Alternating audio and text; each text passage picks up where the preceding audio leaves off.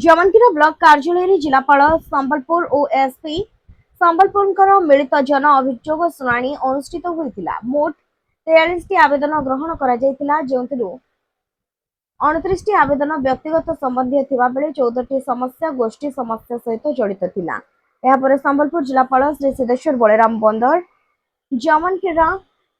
स्थित ओडिशा आदर्श विद्यालय ओएवी प्राथमिक स्वास्थ्य केन्द्र सहित निर्माणाधीन अटल बस स्टाण्ड कार्यक्षेत्र परिदर्शन परिदर्शन समय जिलापाल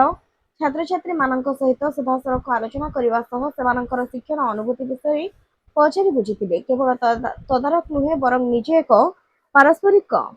आलोचना भित्तिक शिक्षादान माध्यम पिला पाठ पढ़ाई से मन में उत्साह भरी जिलापाल प्रपोज्ड अटल बस स्टाण्ड जमनगिरार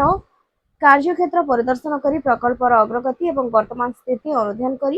समीक्षा कर निर्धारित समय सीमा मध्य प्रकल्प कार्य शेष करने विशेष गुरुत्वारोप कर।